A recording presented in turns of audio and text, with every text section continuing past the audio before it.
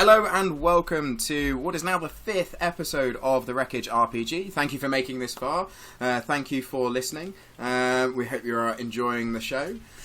So, a couple of things before we get going. I just want to say thank you to Syrinscape for providing the backing music for our campaign. It's a free app. Go use it. It's wonderful. And secondly, Green Ronin for what is an awesome system. But I think that's sort of the introductions and sort of announcements done. It's rather short at the beginning of this show. Are we all ready to get on with the next sort of stage in our adventure? Yeah. Do we not warrant an introduction then? I hope so. I don't know. Everybody knows who you are. You're the main attraction of the show. Well, I won't go that far. Okay, so let us dive back in to the world of Uri. Oh, we're really not doing an introduction then. Okay, fine. No, it's episode 5. People know who you are now. Okay. Okay, so let's get going. So, in the last few days, there's been a series of interesting and dangerous encounters for our group. Besieged in the pub on their first evening together, and now staring at the dusty remains of a huge half-giant on the floor of a long-forgotten home. This most recent battle was done whilst ironically trying to find a home for those same bandits that assaulted them on their first day. But anyway, the place that they now find themselves in is cold, dry, and have I mentioned it's very dusty. Every step the group takes disturbs the carpet of grey found across seemingly everything. Tink, Mac, Galen and Gillis. Now that the sound of battle resides, you take a moment to look around you. You notice a small haze as the dust picked up during the battle finds a new surface on which to rest. The makeshift crown of the half-giant king lies at your feet, made from rusted metal, old gems, all wrapped together with flaking, fragile leather. Lying next to this crown, the staff, ornate, beautiful. Its surface shimmers with a golden hue in your torchlight, and you see the dark gem resting at the clasp in its top. While scanning the staff, your eyes are drawn to the thousands of tiny runes etched onto its surface. A language none of you can read, but a familiar one nonetheless. It's rather like that one that you found at the entrance. But the room around you is very quiet, almost peaceful. A door still sits off to the rear of this hall, shut. Is there more to explore? But most importantly, what would you like to do? I'm not feeling very well, guys. And Mac just sits down in a bruised and bloody heap on the floor. I think at this point, Tink would probably like to go and try and heal him. He probably feels a bit of duty of care now, after everything that happened in the previous episode. Okay. Cool. So go and make your heal check. Stand still, Mac. I shall stitch this up. Thank you. Oh dear. You stitched a coat into my head. Three, Then three, I'm and a bound 1. together. What was I adding to that? It's a healing check, so it's intelligence. So if you have the focus in healing, you can. No, I do not. But I do have 2 intelligence, so 6, 7, 8, 9. Oh no, maybe not. 9. That's just too short. It's 11 is what you need. Oh no. So no. Yeah, I believe I've stitched my sleeve into Mac's wound. Yeah. So Galen, seeing kind of Tink's poor attempt at stitching Mac's wounds closed, is going to wander over and attempt some sort of magical healing on him. Oh, here we go again. Here we go. I am a Here we tailor, go. not a healer. Oh, damn it, Jim. I have succeeded on a, because this is a magic check. I think it's, so I've literally, well, I've just rolled, test score is 10 and I rolled 10. So, Whee. Am I also I used- detached from Mac at this point? Have me cut free. We 6 have to take the arm.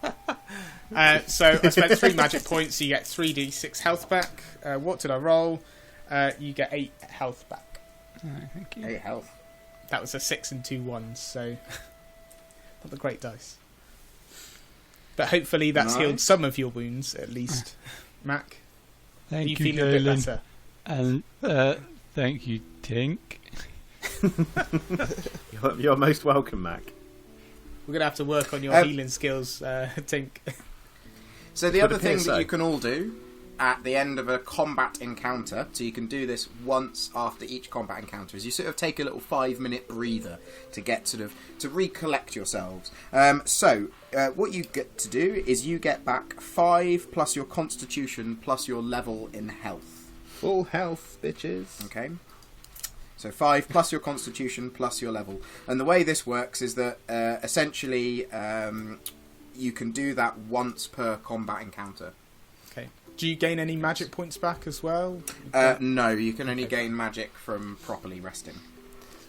So I you think can at sort this of during this Go on. breather as well, Galen's just going to spend some time pulling out his kind of like scholarly books and making notes. This is probably the first time he's seen something as big and as evil as this kind of giant dead creature that he's had to battle. And I think the Ember Order are going to want to know about this, so he's going to just be busily kind of like writing notes in his kind of journals. Can he see in the light? It's quite dark in there still, isn't it? I think we it had our was- torches, I think it didn't was light enough, wasn't it? Yeah, you had torches. Like Tink is still looking around like the Mysterons, just like big, like the Eye of Sauron when it's searching for the ring in Mordor. It's like that, The Eye of looking Tink. around the place. He's like, Hasn't I'm quite imagining he's got a the bit same like the effect. Iron Giant. Yeah, it's exactly like the Iron Giant. Basically, just big headlamps, focusing a tea light through his lenses, and it just illuminates whatever he looks at like a torch. Okay, so A Gillis, modern day being flashlight. who he is quite intrigued by the staff itself, but sort of reluctant to touch Okay. it. Can he do some sort of I'm not sure if it's a thing in this game, but sort of a divination to see if it still contains any magical essence? I cast detect magic. Yeah, Yeah. detect magic. So what I would like you to do is, with you just like looking at it for the moment, I'd like you to sort of make a perception seeing test. Alright, I haven't got seeing as a thing. He can't see. He's blind. Yeah, it's all those feathers. Oh god! I got 13 with 3 stun points. Okay. I see real good. Right. So, as you're sort of looking over it, what you see is you sort of take a little bit of a closer look. You sort of lean over. You notice that sort of it's the golden hue that it was giving off is because it is made out of some sort of golden metal. Okay, whether it's gold or not, you don't really know. It's just sort of got a golden colour to it. And what you do notice is that there's sort of two areas where there would be handholds. You assume there probably would have been some sort of leather grip, but the leather has long worn away, and sort of in the little franticness of the most recent battle, it's certainly just dissipated off the handles where the giant was gripping it so hard. What you do notice along the whole metal sort of shaft of this staff is that there are thousands of tiny runes just etched into its side all the way along. It's a language that you don't know, but sort of with your general arcane background, you could tell that maybe this staff has some form of magical properties, and the fact that it was swirling with magic during the fight. However, what you do get just by looking at it right now is it's strangely inert. Like, it feels like there's no residual energy coming off it at this current moment. Okay. So in that case, I'm going to pick it up. Okay, you pick it up. Is this giant size, this staff, or is it human Yeah, is size? it monstrous? So it's quite a it's about as tall as yourself. So it's probably about just under 6 foot for a staff. So it is quite a long staff. Like, most wizards would probably have a staff that sort of comes up just below their shoulder or chest. Something that's quite easy. Well, this one's a little bit bigger. So as you're walking along with it, it's sort of pretty much level with your head height. He's only 5'4", isn't he? Yeah, he's like 5, 6, or 7.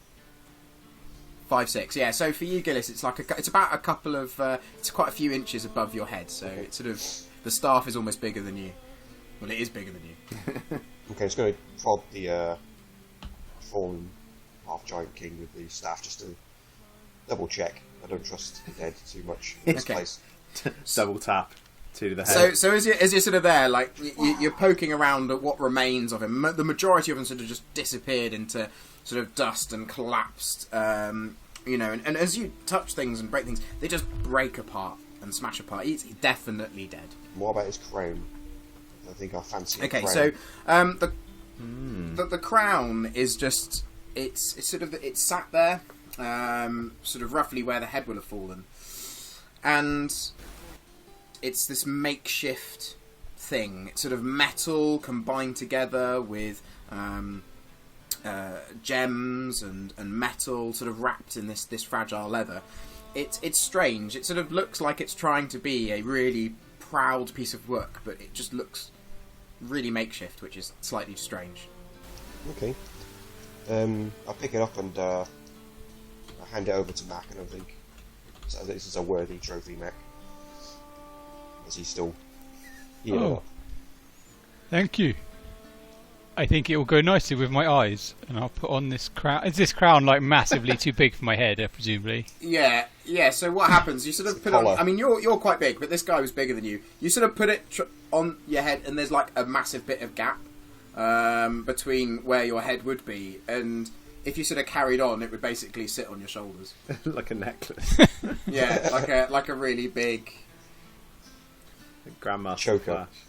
Flash. So yes, it doesn't really fit on your head. All right. Mac, it looks great. Thank you, Gillis. I'm not sure it fits very well.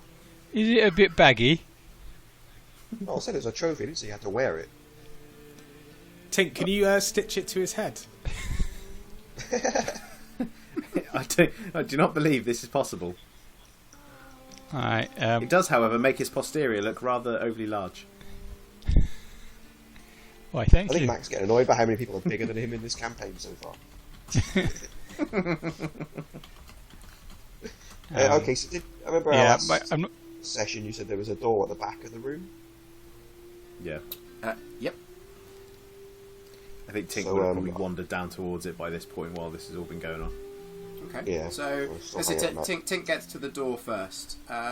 So it's sort of just a large oaken door. It's got metal inlays to it. It's relatively normal, but it's just off to one side. It's currently shut. What do the metal inlays kind of... Do they resemble anything? Is it just, like, functional?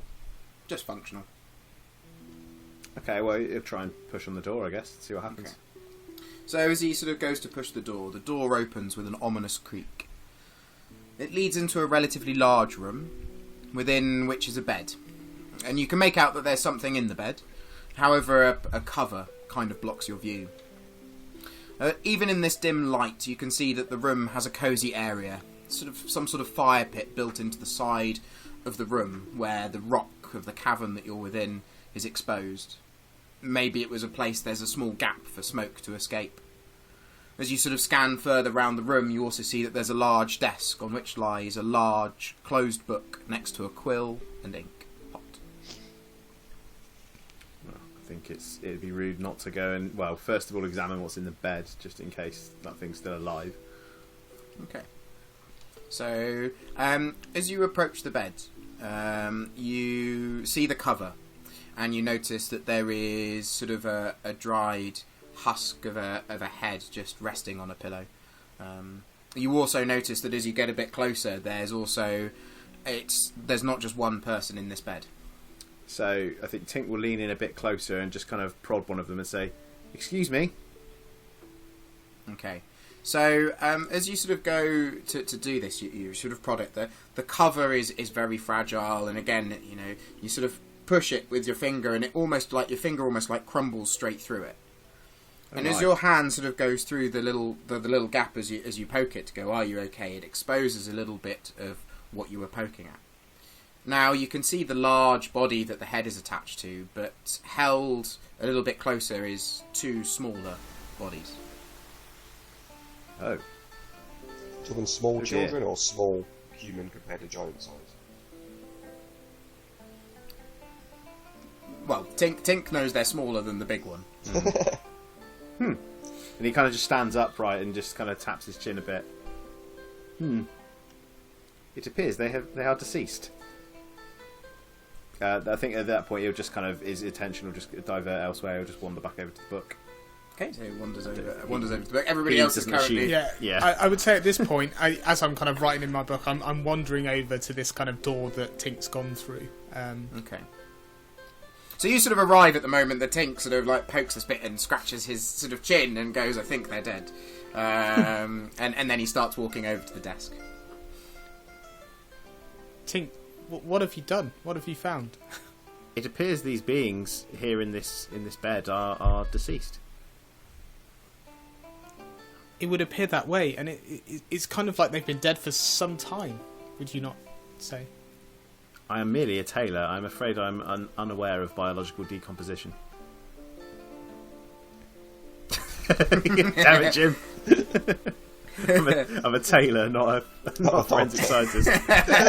Not a coroner. Not a forensic anthropologist. So when you're sort of like looking over where Tink was, you can kind of see the covers, you can see the single body. You sort of can't see the other bodies that he's talking about, because the cover kind of blocks your view. Tink, are there some books over there on the side? Yes, I was just about to go and peruse them. Would you care to join me? Oh, what a kind request. Let's have a look together. And Tink is going to flip through it like Johnny 5 because he can read at that kind of speed. Okay, so the large book on the desk. You sort of like open it up, and as soon as you open it up, you look at it. You flick pages as fast as you can, but you do not understand a single word written on these pages. It is in a language that you do not know. Curious. Is it definitely the same runes as what we saw on the door on the way in? Yes, it is the same runes. You would be able to draw that assumption, but there's also parts of it that you don't understand. Dwarven or like giant in nature? The runes.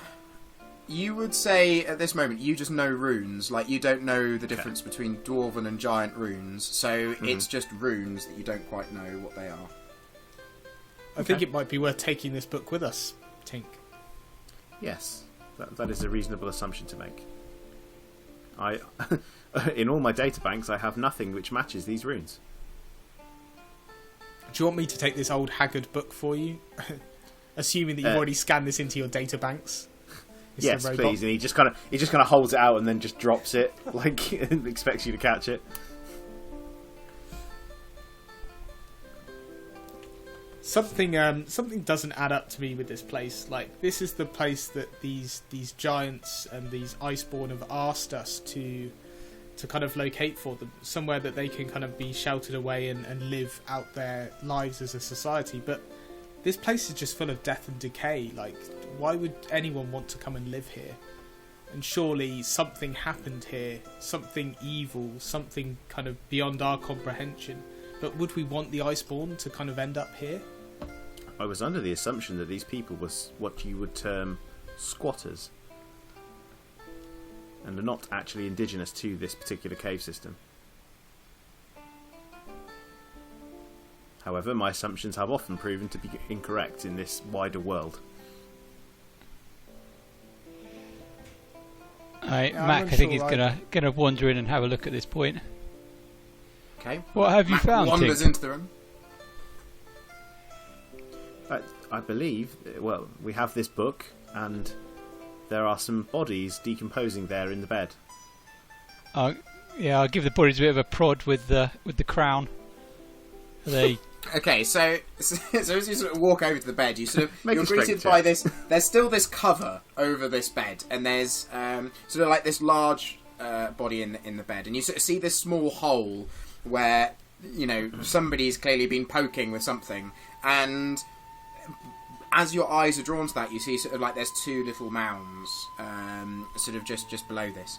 So as you poke it again with the crown, you sort of again make a few more sort of holes in the cover. It's almost like as soon as you hit it, it just breaks away like really weak papier-mâché. All your crafting backgrounds that you have, that you know what that is. But it just sort of just breaks away really easily. And as you sort of go poke a little bit further, you do suddenly realise that what you're exposing is certainly children of whatever these creatures were. I think they are dead, Tink. Tink kind of... he looks at you and doesn't really react, but you'd imagine he's probably rolling his eyes if he were human. He probably can roll his eyes like So- 360. Mac, I would like you to also make a, as you're sort of doing this, I'd like you to make a perception searching test, please. Ooh. I'm not sure he's going to pass because he's thinking about all the paper mache he used to 10. use, or clan chieftain. 10? Okay. So it's relatively simple to notice, but what you do see is, as you expose more of this with the poking of the crown, you see that there are two small cups within the two small cups. J-Y. There are two small cups within the hands of the small creatures, the small beings within this bed, and you notice that the larger one has got its arm. There's just a skeletal arm over the two smaller ones, and in their hand is also another cup. All right, I have a look at the cup in a bit more detail. I'll take the big one out of the hand.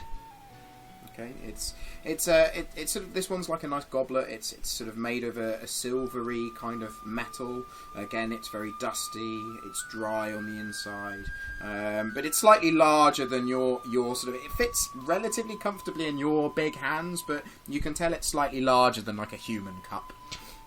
Does anyone want a fancy cup? I will take a look, and Tink kind of just like strides over and snatches it out of Mac's hand almost. Okay. So as you sort of take it out of his hand, I would say with your aristocratic background and hanging around with nobility, as soon as you take this, you recognise that it is silver. It is a silver goblet. This appears to be a silver goblet. Can I see anything else on it at all? Any distinguishing features? Has it had like? I mean, obviously it's had liquid in it, but like, is there any trace of that liquid, maybe like dried on the inside or anything? Not really. Not as far as you can see. It's more dust. How much would a cup like this be worth in the city, Mac Tink? Would assume that'd be a knowledge check of some description. Yeah. Okay. Let's roll. Let's go for just roll an intelligence check. Okay.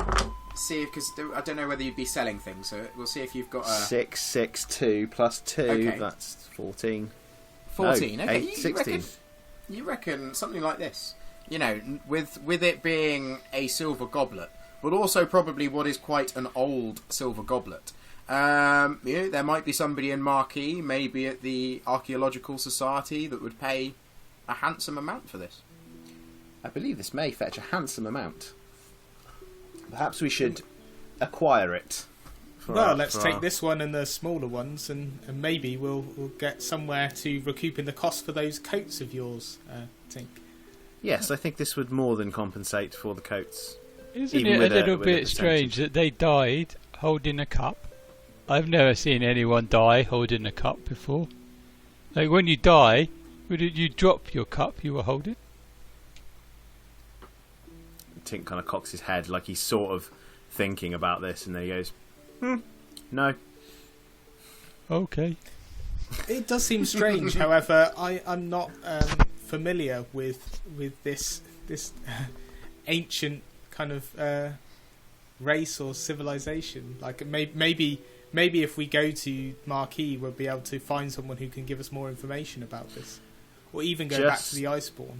Yeah, just thinking. Could Tink maybe examine the bodies? Like, is there anything distinguishing that would say they are human, giant, dwarf, old, young when they died? From the knowledge that you would have in the world, you know of, you have heard of giants. You know, you get lone giants rolling down from the mountains every so often, causing a bit of a ruckus along the sort of the borders of the Aurum coast. You also know that the Iceborn raiders, As John Frozen their lore involves something to do with giants. You know, many of their warriors are large. You know, you hear the stories of them being like their greatest warriors are bigger than any man. So you sort of know the lore behind giants existing, and basically when you look at all these bodies, they aren't massive, so they're not like giant sized. It's almost like they're half giants. They are bigger than any of you, but they're not huge. Okay. So, is there anything... I mean, Tink may not know this. Is there anything in history that would point to people dying, like some sort of sacrifice or suicide pact or something? Anything like that in kind of history? You have no knowledge of any event like that. Right, Okay, so Gillis The is only gonna... thing, Sorry. the only, I says, the only thing that you would know from lore is that there was a day known as the Day of Silence, which was sort of when the New Age began, and it was when the storms ended, and sort of everybody re-emerged from where they'd been hiding. And that's like sort of almost like the creation story of this age. Nobody really knows anything about beforehand or why there was what ravaged the world. But you do know that at some point people emerged from underground hideaways. Okay. so Gillis is going to rock up into the room and sort of just taking a few moments to gather his thoughts, mutter a prayer to the Great Lord Rook, and for his safety, because he didn't think he was making it out of that one. And he also has a bit of a not fear as such, but he doesn't like fighting the dead. It just feels wrong. Superstitious, right? Yeah, the dead should be in the ground, putting all that lovely nutrients back into the ground to forward nature, not stuck in these horrible wet caves and attacking me. So yeah, he comes in behind you guys and just absorbs the scene with the three of you robbing some dead people.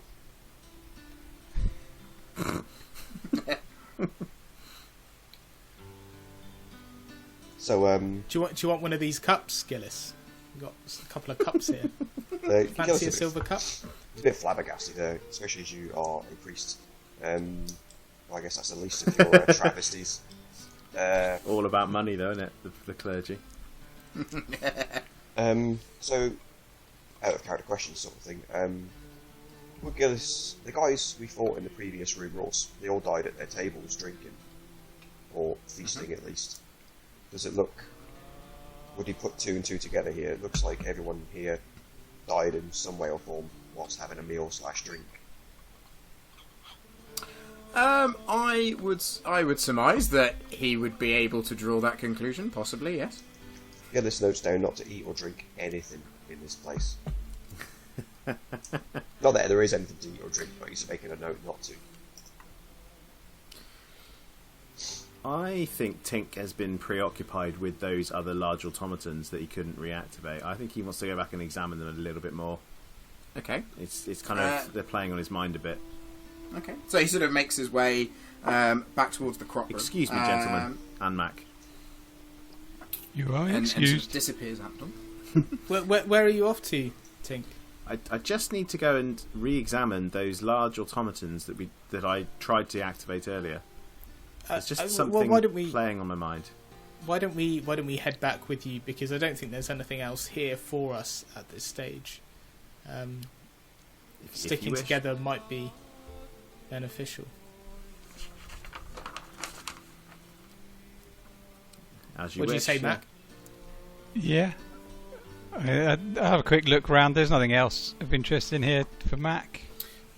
Not really, no. There's sort of some comfy pillows, very old comfy pillows on these sort of nice little couches and sort of areas that are sort of large sort of furnishings. But there's not much else in this room. The only other thing that you sort of see around the room is you notice the odd empty wooden barrel. But yeah, there's not much else. You see the odd bit here and there, but actually, looking around, there's not that much here. He might take a cushion.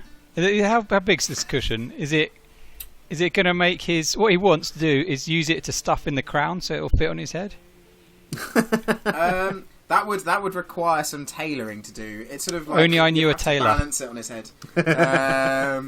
It's a relatively sized cushion. It's probably about 50 centimetres by 50 centimetres. It's quite a big pillow. All right, he'll take one and just have a... As we're walking back, he'll have a go at trying to stuff the pillow in there so it'll fit. The crown will fit on him. Amazing. Okay, so there's just this image of as you're sort of like leaving the room. There's Mac trying to stuff this huge pillow into this large crown. The pillow's probably about twice the size of the actual crown itself.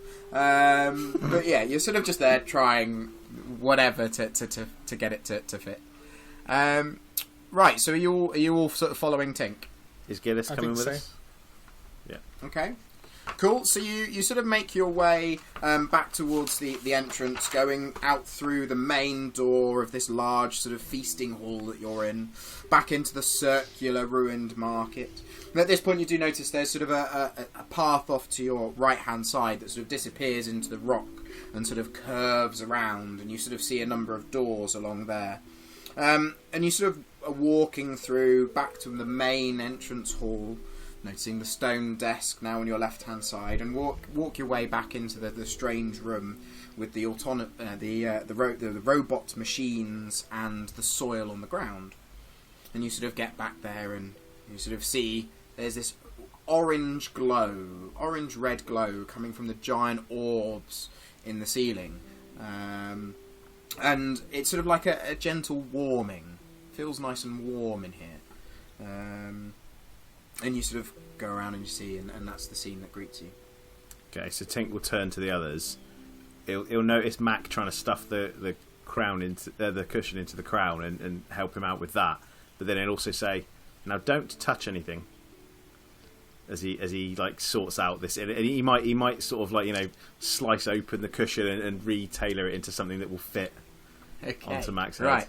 Let's make... what kind of test is this going to be? I think there's a crafting test. Intelligence crafting? I do not have that focus, but I do have 2 in intelligence. Hang on a second. This guy's meant to be a master tailor, and he's got no... he's got no crafting focus. Aristocrats don't know what they're getting. Yeah. 6, 4, and 1 plus 2, so 10, 11, 13. 13. Okay, I would say it will take you like a little bit of time. So whilst you sort of said, you brought everybody into this room, you said don't touch anything, you start going to work with this pillow and this crown. It's going to take you a little while, and you sort of start going through, but you reckon you could probably do something with it. Okay, I'll let the others do something in this room then while I'm doing that. While I'm preoccupied. So Tink is there working away on this crown. What would anybody else like to do? Well, at this point, I guess I'm going to turn to Gillis and kind of have a little chat about what to do next. I feel like we might need to go back to the Iceborn Raiders and maybe speak to this blind seer or kind of leader that they had. Maybe she'll know a bit more information about this, because this is certainly out of the realms of what the Ember Order has taught Galen. It's not within his kind of realm of knowledge. What do you think, Gillis? What should we do? Yeah, Galen, I can see what you mean, but would people really want to live here? There's no nature, there's no life, it's just stone and cold and wet. But I guess they are kind of refugees, I don't know. And not only that, there's a bunch of corpses. Yeah, I can't help but resonate with you on that one. I feel like we should be suggesting to the Iceborn Raiders there's another way of doing this. Like, surely they want to be free and live outside. Like, surely we can set something up with the local village so that they need to raid less, but maybe they can provide some, support. After all, they're having to pay mercenaries as bodyguards and to look after them. Surely the Iceborn Raiders might favour a better life outside, working in unison with the local townspeople, as opposed to cooped up in this rotten cave of death and decay, outside the realms of normal society. It's deep, man. Yeah, that was pretty profound.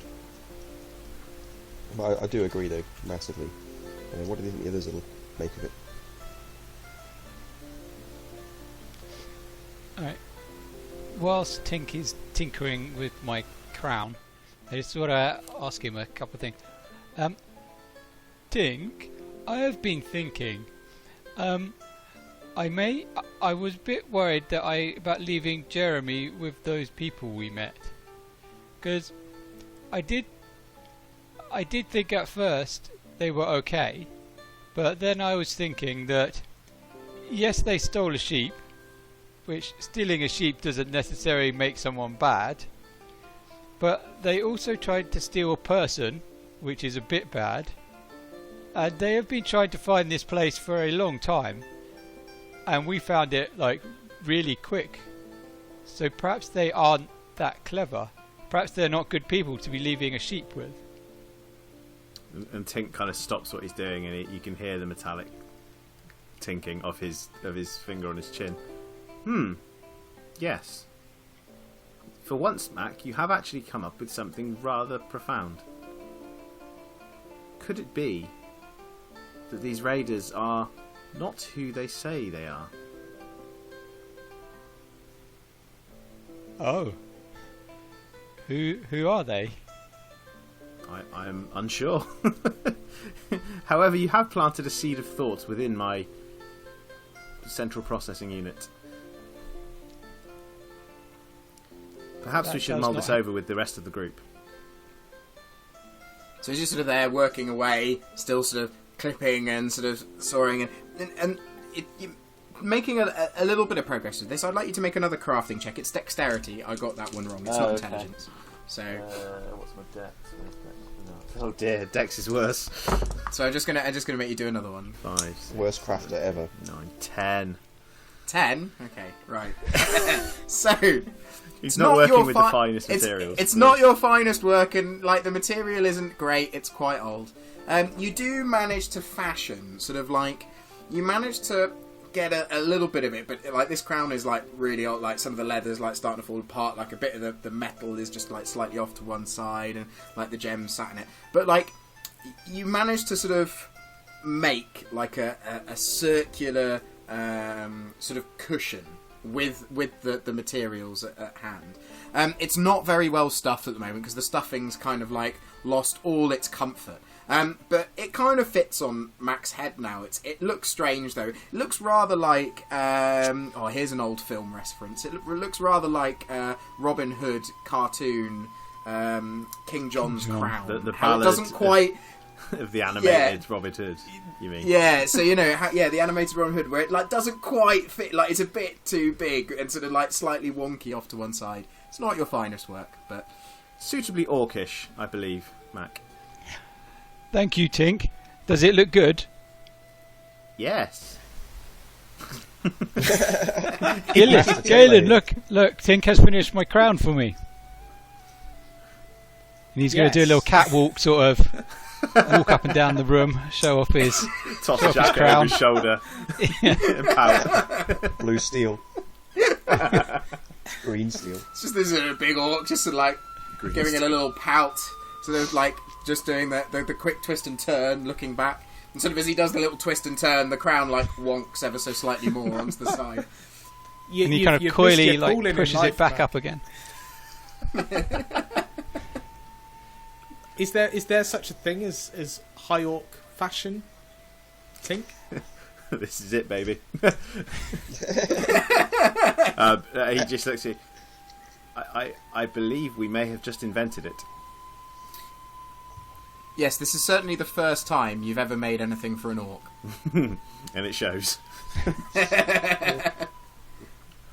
it's not bad. Reconstituted giant clothes into orc clothes. You know, upcycle. Yeah. What's the crown made of? Is this quite heavy on my head, or am I? It's a bit heavy. It's sort of like there's you know, there's a couple of gems in it. There's you know, it's sort of like bits of metal held together by sort of wrapped up leather. It's I mean, for you, it doesn't feel that heavy. You can feel the weight on your neck. Like it's not something you'd like want to parade around in like every single day. It would get a bit tiring. You know, it's sort of one of those things that you maybe get out for special occasions, like most crowns are for royalty. But you know, you can feel the weight in your shoulder blades. But you know, it's made out of different metals. They're all a little bit tarnished and rusty. You can't quite tell exactly what they are. It's sort of just a weird sort of eclectic mix. The gems in it look really pretty. And now that you've sort of now Tink's been working on it and got some of the dust off the gems, like you sort of notice that there's a couple of really nice blue, it's sort of like a mixture of blues and greens of different gems in the sort of hat. It's not like a prominent gem, it's sort of just like here and there around the crown. So Thank you very much, Tink. I do like my crown. You are most welcome. So I think we So should it all feels congregate and sort of discuss our next step. Once Max stopped prancing around like a orcish whore.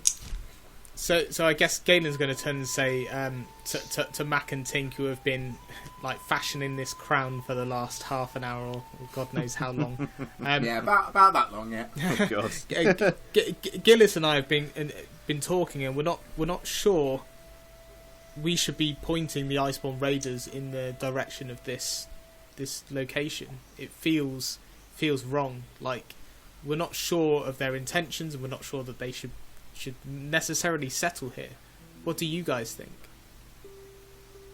Yes. Mac and I were just discussing a very similar topic. Could it be that these Iceborn Raiders are not who they appear to be? Well, we already put our trust in them by going on a spirit quest. Just get on the peyote. Could that be a ploy? But I told them to send Jeremy on a spirit quest, and we left before they did it. It's probably That's still not there. a spirit quest they're going to send him on, I'm afraid, Mac.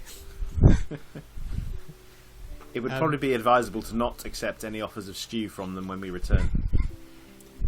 So we can take we've obviously picked up these artifacts, and we don't know that much about them. Should we maybe try and find someone that can give us more information about where these came from, or maybe the people who once held these objects before we go back to the Iceborn Raiders? It could be But sensible. didn't the Iceborn people know of this place? So perhaps they know what these things are. Perhaps we could just be sneaky and say, we didn't find anything, but do you know what this word says? Write it all down and show it to them. Yeah. I mean, I was wondering, gentlemen, if perhaps we should try and activate one of these machines and use it as a bargaining chip as we return to discuss things with these Iceborn Raiders. Gillis makes That could be his wise. holy Do you sign think of you the could get this going? at the thought of Tink? machines? I could certainly attempt it. I am but a tailor. However, there may be some shared properties with Aurian physiology. So I look at Max crown Plug and yourself in then. Tailor, Crack right? on. He's known for servicing all of the Aristocracy. high society. Yeah, not orcs.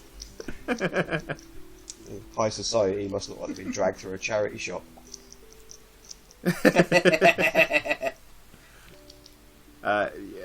Yeah, I mean, unless anyone else wants to discuss anything, I'm quite happy to run over and maybe see if we can get one of these things running. Because you never know, if it doesn't attack us, it might be useful as, like, you know, who doesn't want a giant farming mech suit, right? Gillis doesn't. I can farm the hell out of them. Disdains machines, so yeah.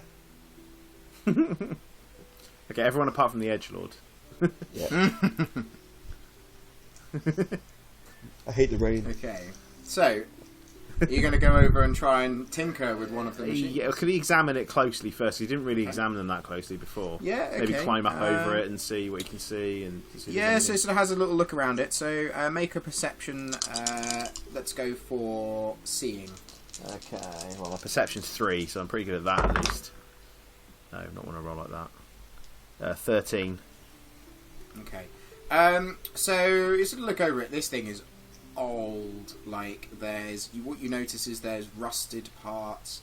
The metal is very tarnished. There's no sort of lubrication in any of the joints. As you sort of like looking around it, like you don't notice anything else. The one thing that does sort of like just spark your interest ever so slightly is as you're looking over it and sort of like moving your hands across it, you do notice a very bizarre familiarity between your hand and the craftsmanship of whatever these machines might be.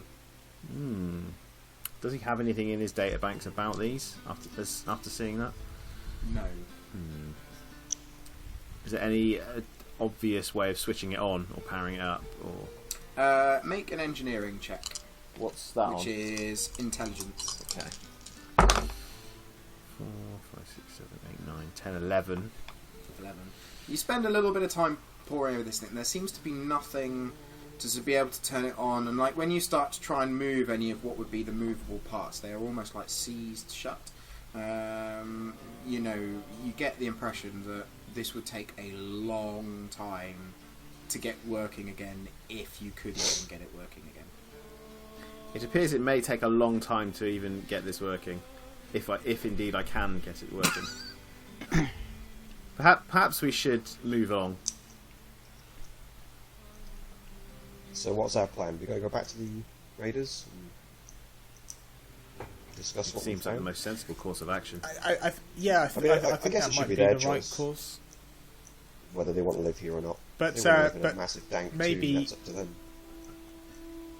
maybe Perhaps we we should- should hide some of these objects away from them, just so we don't waltz them into the camp and give them the idea that we've been to this place. Yes, perhaps we should bury them somewhere only we know of. Yeah, that's a good idea. Or we take one of the... Bury what? We the won't bury the artifacts. crown, Mac, but you're going to have to Okay. hide that away somewhere. Like, you can't walk into the camp with the crown on. I think that might give our game away. Oh. Could We're you assuming wear they it know around about the your crown. waist like a... Like a belt, like a wrestler's belt. Gillis can probably jump through it. Heavyweight champion of the world. Ric Flair. Woo! Okay. Okay, so we need plan of action. We've got to go back there. Yeah. Okay, so you're gonna make your way back to the Iceborn Raiders. Also a note on people Okay. living in this So tomb anything else? is they'd have to scale a waterfall every time they want to leave. Is there another Did they, entrance? though? I mean, we there's haven't a found? whole other. There's another way that John described, isn't there? There's another hallway off of the central kind of market area that we didn't go down. Yeah, we could quickly investigate that. That might be worth Yeah. having a look at. Yeah, Gillis is perhaps we anxious would to leave find this crowns for place, but- everybody. Yeah. Yeah, I but feel Luke's- like I'm missing out on the crown love here. I've got my massive. Very well. Then Okay. perhaps we should headdress. continue to explore before returning. However, upon our return, we should proceed with caution. Okay, so you sort of make your way back to the marketplace, and you sort of follow this path that you noticed as you came out of the long hall. And the corridor sort of leads off in a circular fashion around the central plaza. Along this sort of corridor, as you shine up your torches and in sort of the dim light, you see that there are numerous doors and sort of windows that lead off from this corridor. It's very, very similar to the housing that you might find in the cities along the coast.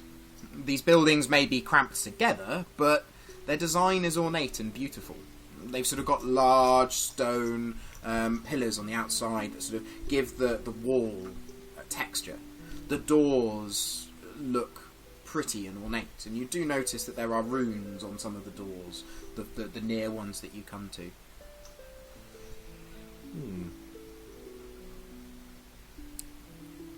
I take it Are it all those- looks very deserted for a long time.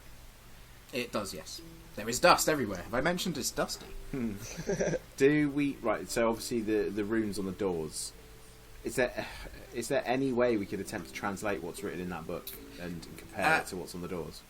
So what you do see on the doors is like the first one that you come to. It almost looks like a common one, but doesn't. And then you go sort of to the next door as you sort of just like scanning over these rooms, and you notice that the second door has like two of those ones next to each other. And then you look at the third door, because they're not that far apart, and you notice that one has got 3 of these ones on the door. With your intelligence, Tink, you could probably work out that they are some form of numbering system. I don't know, I'll make him roll a check for it, it'll probably mess it up. Yeah. They appear to be some form of numbering system on these doors. Gillis claps his hands slowly in the background.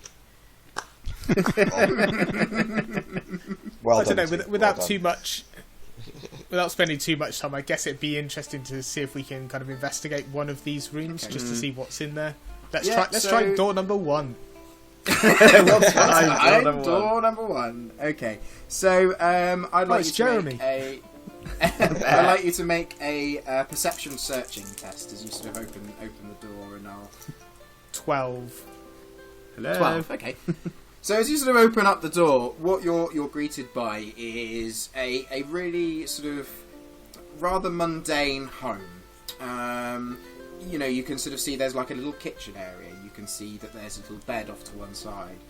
What you do also notice is there's like a little table and chair as it sort of goes back into what looks like some sort of storage room at the back. And there is just a singular body slumped over the table, and there's just a cup next to where the body is slumped. And yeah, there's not a lot here. There's, you can't see sort of any remains of anything. You see a couple of odd trinkets about. You see there's a small notebook sort of on this little table on the side, just sat there. But otherwise, there's not really a lot here. There's some metal cutlery just in this kitchen area. And that's what you're greeted by. It just reinforces the fact that it looks like a lot of people in here died drinking. You get a very Jonestown vibe. Yeah, it does bear Drink the some Kool-Aid. similarity to the Ballad of Jonestown. Yes, the Ballad of the Kool-Aid. Can we just move next door and check number 2? What's behind door Okay, number 2? so if it's similar. you sort of go and you open up the door, and this layout of the home is incredibly similar. It's almost like it's a carbon copy of the first one, and it was built here. What you do notice here is there's 2 individuals that are in the bed this time, and there's a couple of cups just sat sort of on the side table, and they are sort of these 2 skeletons just embracing one another in the bed. And I would like you to roll a D. Oh, actually, no, I won't. I'll roll it for you because I haven't rolled anything yet. You find a. You also find on the side there's like a sprawled note of some kind on this really old piece of parchment paper, but it's kind of illegible. Like even the runes that you've sort of seen so far, like you can't make anything out of this. What's that bit in Balin's tomb? They are coming. Regardless, I think I'll pick that up, pop it in my... Okay, you pick up a note. So you've got a note. Can you read it? He can't read it, no. I can't read it. Someone else might be able to read it, even if it's a bit illegible. But again, some similar things. You sort of see metal cutlery. You just see like homeware. There's nothing really much of value here. It's just a lot of odds and ends that people used to live. And scale-wise, have we all feel followed like him in? to the rest we found. Sorry, say that again, Joe? Sorry, the scale-wise, the skeletons are similar size to the rest we've been finding. Now, this is where it gets a little bit interesting. Galen's the only one that's gone in first, and what he does notice about the second pair is that the first one sort of looked like a little bit bigger than a human. The second 2, embracing in the bed, are very short. That's with the dwarven quarter again. Yeah. Well, it's mixed, surely. Well, it seems to be like the left-hand side of the... I thought they were next door to each Compound. other, not across the street. They're next door to one another. Right. So the first one sort of seemed to be like, as you're sort of watching Galen, you can sort of see like he leaves the door a little bit open. You see the first one is like sort of a slightly bigger human just sat at the table. The second room that Galen's just gone into, they're definitely a lot smaller and stuntier. Is this just going to be some like... It's living like- quarters, isn't it? Well, I was just going to say, is this just going to be some like inbred kind of like giant dwarven kind of community. Like, yeah, they surely lived in harmony, didn't they? Yeah, but if a dwarf had a baby with a giant, would they be vice versa. normal size? Human. Yeah, it's called humans. But maybe that's what's going on here. Maybe they just died of like inbredness. Genetic dead end. They're like the Spartans. Galen, I am not sure you can die of inbredness whilst having sex with someone. We know that, Matt, because you're still here. Right. Oh, savage. We orcs take great. We always. Stick to our own. He's like, I just don't even know. So Max starts to say things and then just goes quiet. So I don't think we're going to find anything else here, cousin's my if I'm honest. What I will say is, if you what you do is you very quickly assume you maybe go and look at the next one. You get a theme that there is this there's this mix of these smaller bodies that you assume are dwarves. I mean, in the Aurum coast, dwarves are exceptionally rare. You don't see them very much. You know that the majority of dwarves live in the mountains somewhere. They keep to themselves. Half giants you only know about. Again, you've heard of big giants that come out of the mountains every so often, and you've heard about the Iceborn raiders potentially having background in giants. You know about their giant warriors, but these are not people that are, for what you perceive, native to the Aurum coast. But you very quickly sort of go through and you find odd bits and bobs. Nothing really of value. Every kind of like room there is someone with a like dead with a cup, roughly. If you don't find bodies in every single room, and in fact, sort of after you go through the first of 3 or 4, there's quite a few empty ones that nobody's sort of in. But every one that you do find a body in, you do find a cup of some sort near them. I wonder what drove them to do all this. Sorry, so the ones having sex still had a cup in their hand? No, the cups were just and they weren't. They were just embracing. They were cuddling. Yeah. Uh-huh. The skeleton's not got like a bone in the other one or something. No, there's no sort of intermingling bones going on. There's no boning. I know there's not a bone. It was a joke. Jesus. Well, yeah. Orcs don't really do cuddling, so Mac can only envisage one thing happening there. A fight. But yes, you sort of and you work your way around, and actually the corridor comes all the way around and comes back out at the marketplace. Explains why dwarves are so short. And anyway, who am I to question like dwarven and giant physiology? Maybe they do have a bone there. I don't know this, Lee. I'm just basing it on human physiology. Like, I'm sure you. Yeah. I don't. Tink doesn't even see dwarfs because he's too tall. He just doesn't look down. Doesn't even acknowledge them. If he walks through a crowd of them, he just thinks that it's a bit windy or something, and he's just like getting butted. Yeah. Okay, I think I'll suggest to a group. Let's head back to the Iceborn Raiders. It's a bit of a trek to get back there, but we might need to stop off before that and kind of bury some of these artifacts that we found. Maybe with the help of Gillis. He likes the earth, doesn't he? Gillis, Good at could you digging holes. potentially add some of your strange blood ceremonies onto the location of where we have to leave our acquired trinkets? Fully my intent, I can blood mark up to 3 different items, and that will track them consistently, but I'll slowly ebb through the divine powers given to me by Lord Rook, and I'll need to rest and maintain my ability to track my blood marks. Very well. We know how well you function on very little sleep. Out of character question, by the way. I forgot that I was an elf, and I don't really sleep, do I? I trance. No, and so you still have to Throw shapes. Oh, wrong trance. Right. Yeah, so you sort of as an elf, you do meditate. You still need to rest.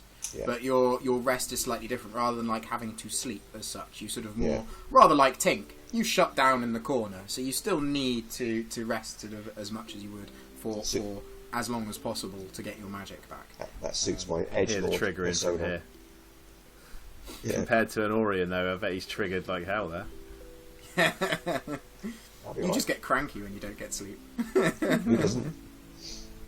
Okay, cool. So, right, are you finished with the ruins? I think we are, aren't we? Okay. So, you sort of make your way back outside, and you sort of you got up quite early in the day after your rest to work your way in, and you've probably been going through the sort of the city for sort of half a day and exploring it. So the sun at the moment is quite high up in the sky. Are we As you leaving sort the of door making- open? Sorry to butt in there, John. Oh yeah, go yeah. So you're sort of making your way just into the cavern, and you sort of can see that the sun is quite high in the sky, and it's illuminating the cavern. But yes, what are you going to do with the door? Is there anything we can use to prop it open nearby? So as you sort of make your way out, and you sort of leave, the door is still open.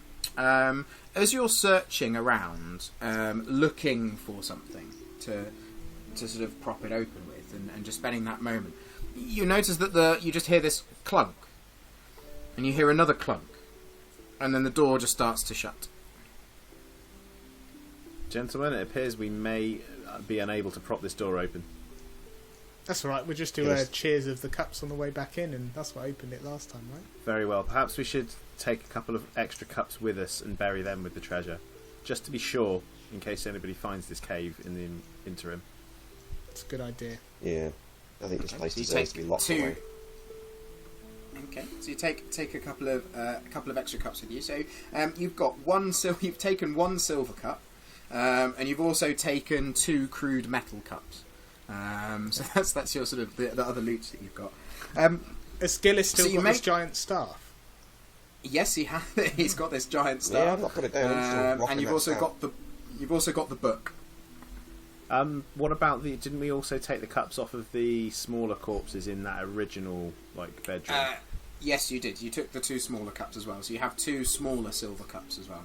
So you've got 2 small, 1 large silver cup. So yeah, just make a note of whoever's picking up this stuff in your inventory. Yeah.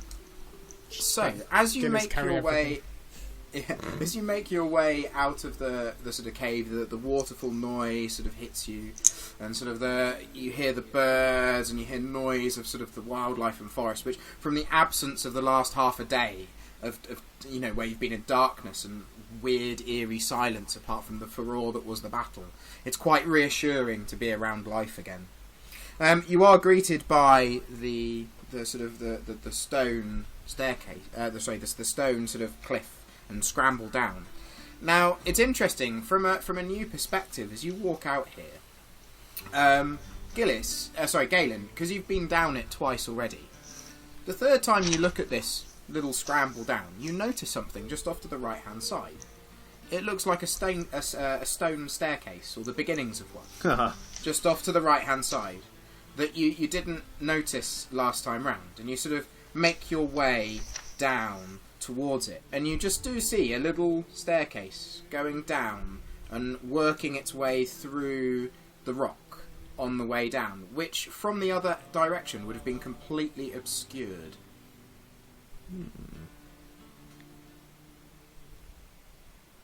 So, well, I guess at this point I'd say to the rest of the group, guys, there's a staircase over there. Should we maybe check this out? Do you think we went in the wrong way? Tink kind of looks at the start of the staircase and then back at you and then back at the staircase, and then you just hear like a 56k modem noise again. Sort of clonking through.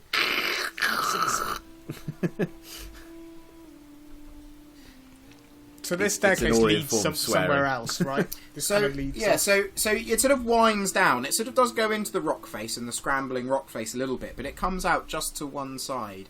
So it's almost as if you didn't notice it. It's like it's hidden away Behind a veil, it's- perhaps. Yeah, Fucking hell. it's sort of hidden away just round the side by sort of there's some overgrown trees and bushes. It's just very, very well hidden. Almost as if, like, if you lived here, you know where it would be, whereas maybe if you just turn up here, you wouldn't be able to see it. Okay. Should we take the staircase? You can take the staircase. I'd like to take the staircase, please. You sort of start walking down the staircase, and do you know what? It's an awful lot better than climbing. And it's really, to start with, like, whilst there's some overgrown roots and vines across it every so often, so you have to be careful with your footfall, it is a lot safer than climbing. And it sort of winds its way down, and sometimes it even sort of goes underneath itself through the face of the rock, hidden away from sight. And you manage to get down to the bottom of the stairs, and in front of you is the Slate Peak Forest once again. The river that you followed on your way here sort of leads out back towards the direction you came. Oh, what a lovely staircase. I wish we had found this in the first place. Much easier than trying to climb up and having one of our group almost die on the way. Twice. Yeah. We'll have to make note of the location of this staircase for our return. Yes. Perhaps Gillis should add some blood magic to this entranceway. It doesn't really work on places, more just objects. But I'll remember Matt, this do is you just want to astute at navigation. have a wee in the corner or something, and maybe we can track that? Yeah. Okay. I mark the secret entrance. All the rest of us are all just kind of looking off into the sky, like with our back teams, like trying to just like not make it awkward. And it sounds like pints and pints and pints. It's like 10 minutes. Like. Just notice that there's this new waterfall coming down the staircase. There like, wow. When they said hidden behind the veil. Yeah. Okay. Worn away the steps. Right. So it's about half a day's travel back to the camp if you're making your way there. And burying the stuff first, or hiding the stuff. You're going to bury some stuff, so you're going to stop a little bit short. Okay. So what I would like you to do is Are you just? How are you doing this, by the way? Go on. It's explain how you're going to do this. You're making your way back. What are you going to do? I think we have to follow the river, right? That's how we got here. We followed the river down, so we'll make our way back up the river. But probably. Do we want to bury things near here, or do we want to bury them near the camp? We should bury them here. Sounds like a good idea. What are we taking with us, and what are we leaving here? Leave it all here. Aren't we playing dumb? Yeah. Speaking out of character there. It would be we better can do not that. to show our hand to these raiders until we are 100% certain of their motives. Perhaps for now we should bury everything we found here so that we are able to find it easily when we return. Okay. So we're going to go, oh, we found your secret place, but we didn't go in. Do you want to come and look? But then when they come and look, they will see all our footprints in the dust. We should probably cover our tracks. Oh no, I think we can There say were we quite made a it to lot the of gate. tracks. Say we couldn't solve the puzzle to get through the first gate, then Will They're they not be gonna able to solve it, tell are that they? they are our footprints? Well, they weren't clever enough to find this place, so I do not know. I mean, things I'm more concerned about: giant magic staff and. a crown.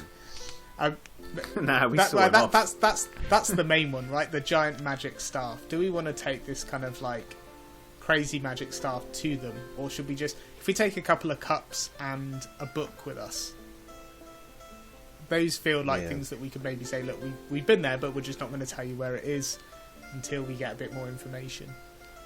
I'm just a bit concerned about the giant magic staff. It seems like it's got a lot of dark energy to it, and giving it to the Iceborn Raiders or turning up with it might provoke them. I don't really want to start a fight with these guys. They've got some big gianty chaps in there, and whilst I don't think we can. think we are mighty warriors, I don't really think we can take out an entire camp worth of Iceborn Raiders.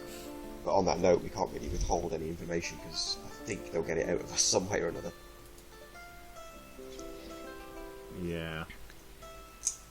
Well, they need a really good flag. Do we? No one can make the magic staff do its magic tricks. I've not really tried. I'm afraid I'm not a magic user. Its last magic trick was to bring 20 dead people back to life to fight us. I'm not going to risk playing with it. Could it be that whoever wields the staff has dominion over said corpses? That sounds even worse to Gillis. He just drops the staff. Alright, Mac will pick it up and he'll wave it. Oh no, hang on a Swirling second, he's it. got the crown on. Get the crowd and the staff. So Matt picks up and waves it. It does nothing. Unlimited power! Okay, I do not think it worked. Authentication. Does anyone else want to try? I might well Negative. keep it. Make the sign of the rook. To ward off evil spirits. Yeah, it's definitely the Aquila. It's actually this. Evo hair. Yeah. Fine. I think let's just take all this stuff with us. Look, they're still going to need us to guide them back to where this place is. So a bunch of trinkets and artifacts are probably the least of their worries. They want the location, right? And they did say to us we could keep kind of some stuff from there. I believe. Did they? I can't remember. I believe they did. Okay. Very well. So perhaps we should we'll make just stake our make claim haste. on all this stuff. Okay, Tink will relinquish his thoughts on this then and just go with the flow. I say we just head back. I'm going to ward Mac off. It looks like it's kicking off. Snap that staff across your knee. Okay. Or bend it if it's metal. Wouldn't that like bring his knee back to life? It's on my knees never felt better. It's like Evil Dead where his hand gets possessed. Starts smashing him up. Mac's leg starts kicking his own arse. Okay. The Ballad of the Evil Dead. The Tale of the Evil Dead. Are you still going to bury things, or are you just going to go back to the camp now? Nah, let's think we just just go go back, back. I think. Okay. I think So it the takes harder you we about try to half lie, the more we're going to get in trouble. Yeah, true. I think Mac's comments about the footprints maybe made us second guess it, and actually let's just. Mac's actually secretly the cleverest out of the entire group. Okay, so takes you about half a day. I mean, it's relatively easy to navigate after your very successful deduction of the riddle to find this place. And as you're walking back, you do remember that the Iceborn, and it sort of does dawn on you a little bit that you did actually ask them why they haven't found this place yet, and they said they'd been too busy raiding to get supplies up together, and they had yet to actually send anybody out to look for it. So they sort of you take about half a day to get back, and you're taking in all the sounds and sights of the forest, the wonderful rocky outcrops through the woodland, and it is a real sort of breath of fresh air after having been stuck inside a dusty old sort of hideaway ruin for a whole half a day. As you make your way back, you sort of navigate to the river, follow it along. You find the point at which you joined the river. You can sort of kind of remember roughly where it was, and you turn back towards the camp. As you approach the camp, the giant brute, the large half-giant warrior, is on guard as you approach. And he sort of looks up and sees you and raises his hand up and waves. Yeah. We'll give him a wave back with the staff. and as he sort of wave, as you wave back with the staff, you sort of see his eyes light up, and he sort of turns and he points at somebody that you can't see, and then points up towards where you all are, and sort of around the corner, just approaches another Iceborn raider, shield sort of on his arm, bow just on his back, and he just looks up and he starts shouting into the camp, saying words that you're not quite sure what they are. It's in a language that you don't know, but sort of as you sort of hear these words being shouted, you sort of hear a little bit of a commotion in the camp, Then you see a couple of families come to the front gate, and they sort of look at you expectantly as you're walking towards them. I thought he was calling the alarm there. I thought there were going to be loads of bowmen up on the walls for a second. Have we got like a nice kind of like striding formation as we walk in? Kind of like but Reservoir Dogs. We're all line abreast and we're just, Yeah, Mac's got a very regal swagger on. twirling that staff like Are a you cane. still wearing the crown? Yep. Huggy bear. got a royal wave as well. He's put one of your feathers in it as well. Yeah. You come back, and the closer you get, after you're sort of making your approach, you recognise Sachi once more. Her plaited hair over her shoulder, and she's looking at you sort of with an expectance of sort of like this, and she sort of reaches out and you goes, "Hail, hail! What did you find?" We The found your Germans. place, and I am now your king, and you all have to bow down. And she sort of like looks, and you sort of. In what way are you saying this? Let's roll a persuasion check. I wonder if Tink might try and butt in here and try and just like be. Oh, that was Forgive. disappointing. 7. 7. So she sort of looks at you and like goes, "Ha ha ha!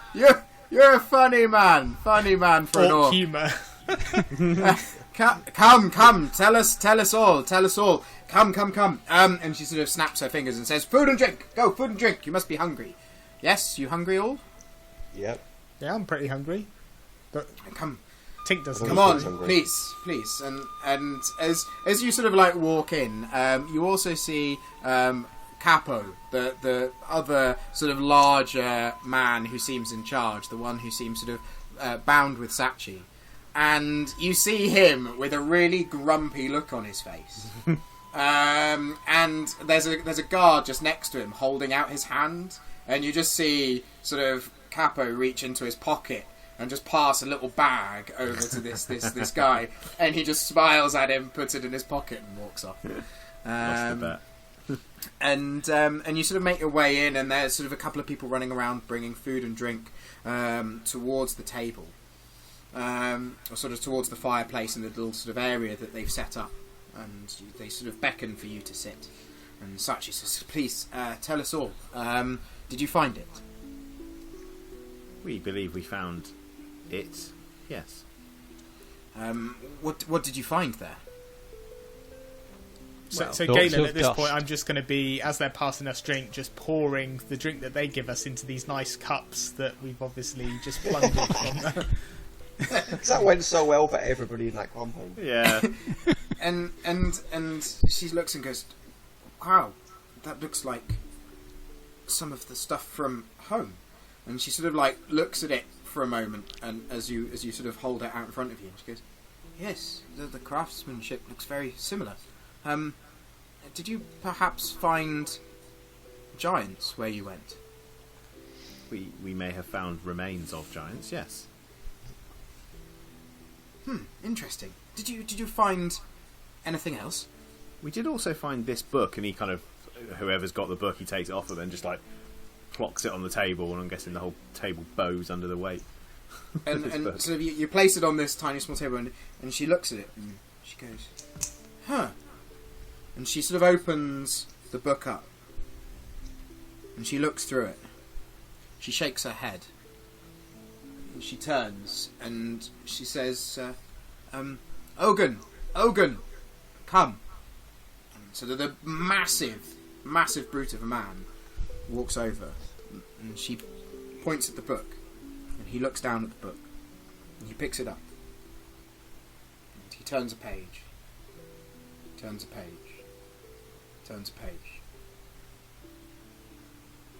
and he's sort of there for a few moments, just reading this, and there's sort of this eerie silence as everybody's just staring at this giant brute of man, and he sort of looks over at Galen, drinking from the cup that he's found, and he puts the book down, shuts the book, looks at you, points at you, and then sort of says, and shakes his head, and then points at the cup, and shakes his head again. And Sachi looks at you and goes, "Ogun here is the only one who can read Old Giant. This is what this book is written in. Slight problem. He's mute." He's what? He's mute.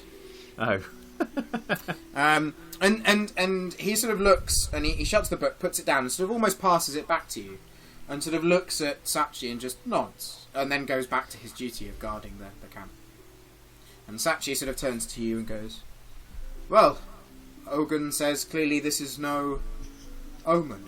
This place you have found must be safe. Although I guess he suggests not to drink anything. Why on earth would he suggest that?" We were hoping you would be able to tell us that. Well... There were lots of dead people there. Oh. And she sort of shakes her head and she goes, well... They did say it was an old city of sorts. Maybe it's a very old city. Maybe it even predates the Day of Silence that we know your people talk about. And she sort of thinks for a moment. That everyone who died there looked like they died of their own volition. There was also the small matter of a necromancer. Oh yeah, small matter of the giant necromancer. And she sort of shakes. Well, is that dealt with? As you can see, I killed him. Compatriot Mac here is wearing his clothes. Looks at the crown and goes, okay. There may be one issue with this location though, and kind of like Galen's like twigging as this guy's pointing Just at him one. and looking at the cup, and he kind of recalls back the fact that at the entrance to the cave, like there were all these dead adventurers who were clearly drinking, like had a drink of the kind of water, or kind of like partaken in some sort of drink to try and enter the complex, and then everyone inside had obviously had a drink of something and died. And he maybe, like at this point, tries to pin two and two together, and he kind of comes up with this theory that maybe this isn't the right place for them, and actually the water is kind of toxic or not safe for consumption. Somebody's poisoned the water hole. Somebody's poisoned the water. And maybe that actually, like, they shouldn't go there. And she takes a moment and says, it is a very good point that you make. However, Ogun seems to read in these pages that is something for us to not worry about. But you say getting in. How do we get into the place? We will show you. If you would permit some of your clan to join us, we can return at first light and show you in. Very well. We can return at first light. That is fine. Have a restful evening and One more indulge. thing. Oh yes, go on. Could you please? Do you recognise this staff and crown? And he kind of gestures at Mac to kind of show them the staff and crown. Mac does a twirl. And she looks at them and goes, "No, I do not. Hold on." And she sort of disappears off into the tent behind. And out comes, and she sort of returns a few moments later, and out returns the blindfolded woman, the one with the leather clasps around her hands. And she sort of walks across to you all and sort of, returned. You've returned. They've returned. Ha ha! Yeah, they've returned. What? And as you sort of see a moment, she sort of locks eyes with the staff, and then she moves back off it for a moment. Yes, we said you could keep the things that you found. I see you found things. Found things. Yes, found things. Can I help you? We are trying to ascertain the identity of these items. And she sort of looks at it and goes, Defeating a Well, I necromancer can't was see. not part of our agreement. Can I hold them for a moment? Mac, with some reticence, hands over the staff. Okay. She takes the staff and she holds the staff. And she moves it around her hands. Uh-oh. And she touches it, trying to reach. I cannot read these runes. I do not know what they are. You might want to take your blindfold off.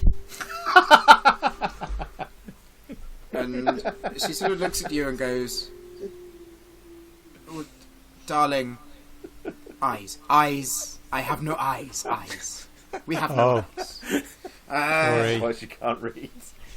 And she looks and goes, magic this was. Magic, yes, magic, yes. Ah. And she sort of holds it back to you.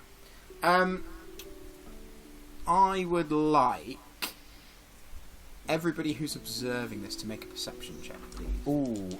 Oh, no, I've got hearing. It's not quite. So just sort of a seeing check. 8. 13. 13, Oh, 9, sorry. 9. 9. Shows my app a little No. bit. 12. No, Six. no, Six. no. 6. 12. 12. Okay. She just passes it back to you. And then she picks up her other stuff and just starts walking back and goes, safe, it must be safe, yes. And she just sort of walks back to the tent. And Wait, before you go, like, she turns and faces you once more. what we saw in that place, it was filled with death. Everyone had died, and it looked like they had decided to take their own lives, like by drinking some sort of fluid out of these cups. Is there anything in your history that talks of this? No, nothing in history, but as your friend here who worships a rook, I believe, as he will say, death has to occur for new things to grow, and death has occurred here and new things for us can grow. And I must concite to the bones. And she sort of, like, walks back and gets a little pouch out and sort of rattles it with her bones, and she goes into the tent, and you just hear this clattering as she drops it in, and it shuts behind her. And you sort of hear some sort of little, like, yes, we found it. Yes. Safety. And then sort of a little bit of quiet. Well, Blind Yoda was no help. Yeah, Gillis is sort of like under his breath murmuring that nothing will ever grow in that place ever again. It's a waste of good nutrients, having bodies lying in a fetid, mouldy cabin. Also a bit pissed off she's trying to out me on the rook thing. It's my edgelord god. What weirds you out about that is you haven't mentioned it to her. No, I don't really hide it though. My Rasmus cloak and Corvus skull helmet. But it's very interesting how she just picked up on that. But yes, okay. So is there anything else you would like to do or talk to? Well, I'm gonna wander off and look for Jeremy in a minute. Right. So Mac, you go and look for Jeremy. You make your way to the back of the camp and you sort of find the little pen of sheep. Now, what you notice about the scene that greets you is you sort of see Jeremy, and he sort of sees your approach and he bleats. Turns to you and he has a smile on his face, and you sort of look around at the rest of the sheep in the pen, and there's sort of like these 4 or 5 of the sheep just like lying down, and they look sort of like rather tired and exhausted. And sort of as you walk over, as you walk over, Jeremy just sort of like looks up at you with this sort of like cheeky grin on his face. I see you've been having fun, Jeremy. He sort of looks at you and bleats with agreement. I'll just go and pet him and fill him in on what we've been doing. Okay. So Max spends a little bit of time talking to Jeremy. Is there anything else anybody else would like to do? I think Tink would just go and shut down for some rest. Okay, Tink's going to go and shut down. I need to go. I've got my sort of. It's been a while since I've prayed. So I need to go out into the forest or just find a bit of alone time. Spend some time communing. Okay. Got to take a shit. Okay. So I think. Sorry, I think Galen just wants to kind of before we kind of shut down and grab some rest. I think he just wants to catch back up with Sachi and just kind of talk to her about the fact that he's really uneasy about going back to this place, and it just didn't feel right. Like it felt like everything there had died, and did they really feel like the place they want to go and live is a place filled with death and decay? And so as you sort of start talking to her about this, she sort of sits with you, and you know her strength is sort of almost matched by her beauty. And you're sort of taken aback by this sort of, you know, and you sort of realise this as you're looking at her. And she listens and sort of hears your concerns, and she sort of picks up her drinking horn and sort of passes you a piece to drink, and she sort of turns to you and says, you know so little of where we are from. We are used to death. Death is something that comes for us every day. Whether we survive each day is fate. It's written into the tapestry of life. And we are here because we were forced out of our old home, and we're just trying to find a new one. And in all fairness, if this is a place that shares anything to do with our ancestry, we will investigate it and look at it, but we will take heed of your thoughts of the drinking and the water, and maybe we will not drink anything within the walls of that place. But I feel that from the visions that our seer has had, and I feel this is where we should be going. You might think us crazy to do so, but it'd be even crazier to go out and talk to the people out there. They despise us, hate us. They would have to trust us, and I have no idea how we could do that. Well, that we might be able to help with that. I feel that there could be another way, and for you as Iceborn Raiders to have to live out the rest of your lives in this underground cavern system, sure, you might enjoy it, but do you really want your children to grow up not knowing what the light is outside, and experience the forest? And oh, don't you worry, we'll take them outside and experience the forest. This will become our place. We will not hide away in some hole in the ground. It is just our home, somewhere to live, a roof over our heads, somewhere where the snow does not reach us, somewhere warm during the winter months. I'm sure we'll find our place here, but now it will be a lot safer than just a makeshift camp in the middle of a forest, when who knows when guards or armies could turn up to find us. If they drink out of those cups, they could wake up dead.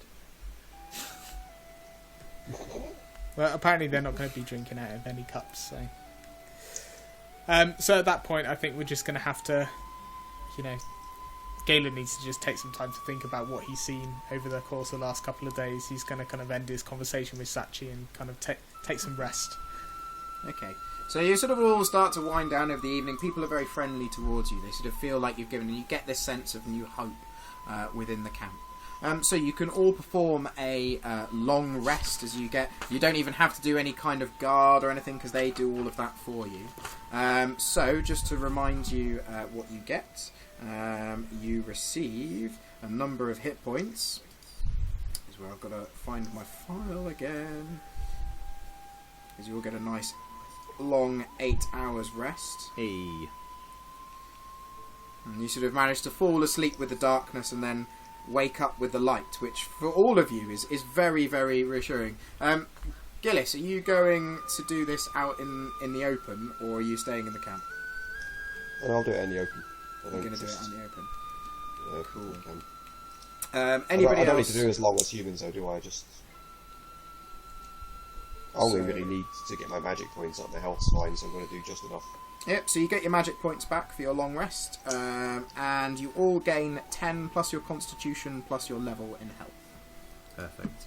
You all have a very restful night's sleep, certainly with the fact that you don't have to keep on constant guard of what might come from the night, and even you, Gillis, as you sort of sit a little bit away from the camp, feel quite safe with the large presence of raiders not far from where you've chosen to rest. The morning is a cool, crisp one. You're starting to really feel the approach of winter. And Gillis, if it wasn't for your long, warm coat, you could certainly know that this is the time of the year where it starts to get really quite cold outside. There's a buzz as you wake. People are excited, and you sort of see a group of raiders, including Sachi and Carpo and the seer Alsa, sort of getting themselves ready for a trek off to clearly find the place that you were frequenting just the previous day. What would you like to do this morning? I believe we were just going to hit the road, right? Tink's kind of matter of fact about this. He's just like, he's ready to go. He stood at the gate effectively with his backpack on, waiting. He's just there, ready to go. Yeah, ready to go. Okay, and sort of as you're preparing yourself, Sachi comes over and goes, I feel good about this. I feel good about this. And she sort of looks around for the rest of your party. One thing, Sachi, that intrigues me. We found this place without any difficulty whatsoever. Why have your scouts not found anything? We'd yet to look for it. As I said when you first came to us, we'd been occupied just getting ourselves with some supplies. We did not know where this place was, nor at the time did we have the resources to actually go out and search for it. We arrived with very, very little indeed. And we wanted to make sure that in case we didn't find this place, we had somewhere at least that we could stay. And why did you leave your lands in such a hurry? And she sort of looks and... It's just to say we were forced out. Why were you forced out? Disagreements. About? Who the ruler of the Iceborn Isles should be. And who do you believe it to be? Not the person that a lot of other people wanted to be. Do you not have democracy in the Iceborn Isles? Could you not vote them out? What is democracy? What is that word? I don't even know what it means. Curious. And he kind of goes back to he's just tapping his chin at this point, and then he just kind of turns away from her to end the conversation because he's that rude. Okay. Just she sort of shrugs her shoulder and sort of looks around. And sort of at this time, the rest of you would be ready and making your way to the gate itself, probably in anticipation of the short journey back to the ruins. Is there anything you would like to do before you depart? Is this just a small party we're leading back, or are they dismantling everything and just bringing everything with them? From what you sort of get at the moment, they're just sending a small group to start with. Sachi and Capo are going, as is Elsa the Seer, and you also notice that there's a couple of other sort of scouts that have gone with them that have got shields on their arms, bows on their backs. So it seems like a small group that are setting out to check this place first. Okay. Okay. I'll leave Jeremy in their care again, seeing as he seemed to have a good time last time. Still asleep. You should charge a studying fee. So with sort of a sense of expediency, it takes you about half a day to easily traverse your way back to the waterfall and the rocky outcrop. And you're sort of stood at the bottom of the cliffs where you first scaled up with the small group of Iceborn, and they sort of look at you and they go, "Is it here?" I like to think that the whole journey Tink has latched onto maybe one of the scouts, and he's been explaining the entire riddle and each bit in great ridiculous detail the whole way, and this guy's just dead inside now. He just wants it to end. so sort of as you arrive and sort of you sort of see Sachi just turn around and go, "Is it here?" You see this guy in the background. Yes, it's here. It's here. You see the veil refers to the waterfall. And just sort of turns to the rest of you and goes, "Your friend here is incessant." And just sort of starts to... He sort of makes his way and sort of gets out some rope and goes to look to climb the rock up to the top. Mac's gonna have a sniff and sniff out his markings. Make a smelling check. I have advantage on smelling checks. Hey. You got +2, extra +2. Ooh, not bad. 13, 16. 60. Oh yeah, you can still smell your scent. It's still there. See it. So as this guy's sort of about to climb, you go, you pick it up on your nose, and you can instantly see the direction from which it comes, and you can see the little staircase, expertly hidden from view. It's almost like an optical illusion. Whoever crafted this, is incredible with building and making things. At a glance, you would never have seen it, but you can sort of see the little staircase that leads up. Did you write your name in the Wii, Mac? It's a big M. I did not think to do that. Next time I will. That is a good idea. It's like a big McDonald's logo. It's glowing. The golden arches. Yeah. That reminds me of the Ballad of the Bus Stop. I quite like this ballad thing we've got going on for linking into real world things. Yeah. So I'm assuming that. Sorry, Tink's going to stop that guy from climbing. No. We do not need to climb. There is a and staircase. he says, I don't care. I'm going this way. And he's sort of just like, he is off. He's doing his own thing. And he's sort of like, he hops up and he makes it up nice and easy. You know, it takes him a bit of time, but you can see he's having no issue climbing up this thing. If you would follow me, we shall proceed up the staircase. He's like a tour guide. He's holding his cane up, like, you know, those like walking tour guides that you get like on holiday.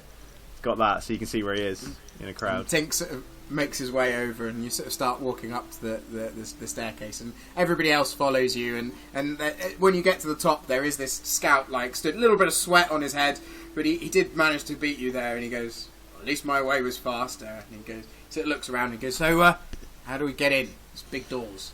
Well, it's a funny story. And he looks at it, goes, and you sort of see this horrid resignment, and he just sort of like steps back and he slumps down against the side of the cave and just says, "Do you know what? I'm going to sit here." And you sort of hear a couple of people sort of like, you see here Sachi and Capo behind, like, have a bit of a laugh. And Sachi does walk forwards, and at this moment, sort of the three of them, Sachi, Capo and Alsa, walk out into this cavern. They just look around, like amazement is on their face. And Alsa just sort of turns and goes, Here, this is the place, this is where I saw. Yes, this is where I saw." And she sort of starts walking to the side and just running her hands across the side of the cave. And Sachi sort of turns to you and goes, "This is it. Thank you. I mean, we probably would have been able to find this, but you say you've made this place safe for us as well." That is the assumption, yes. And she says, "Thank you. I mean, all yeah. I've seen. You can more than keep the things that you found. Just one last, how do we enter this place?" Very well. You will need to keep some of these cups, however, and he kind of, I'm assuming he's probably got one of the mundane cups that's used for the lock mechanism. He kind of holds it out. He's got like, he's holding the bottom of the goblet, and he just kind of flicks it like that. And as you flick this, it reverberates around the whole cavern again. And as it does so, that noise gets louder and louder, and you can see like Sachi and Capo are a little bit uncomfortable, and Alsa just smiles as this noise goes around her head, and she sort of looks around, and she looks straight at the door. The door glows and starts to open once more, and they sort of start walking towards it. And "Thank you." And one of the scouts reaches into his pack and gets out a torch and lights it and makes his way towards the door, looks down, sees the dust and the footprints, and just turns and he goes, "These are your footprints, yeah?" I take it they are. Yeah. Look. Oh, good. You can sort of see, like, there was a moment where he was like, just like, "There's footprints behind this," and sort of he starts to walk in. And you just sort of hear this echo of, "Wow," as they sort of walk in. I think Tink will hand the cup off to one of the other scouts then, just so that they've got their means of entrance. So one scout's gone in, the other scout is the one that you've berated and is just sat down by the side. And you sort of approach him with this cup, and he just takes it. "Thanks." And then, like, looks away, like, trying not to make conversation with you. Tink kind of looks at him for a second, and then thinks better of it, and just turns and walks back to Gillis, Galen and Mac. I'd like to think as well that Tink hasn't got any idea about sort of human sort of spatial awareness for how rude you can be, and he's like proper in his awkward, face, yeah. Like he's eye to eye with this guy for the last like half a day. Just a space invader. Yeah. We all know one. And so here you are, the group of Iceborn sort of start to, apart from the one who just sits by the entrance, just looking out at the lake. And you sort of see like a little bit of conversation. Capo turns to him and goes, "You keep watch, yeah?"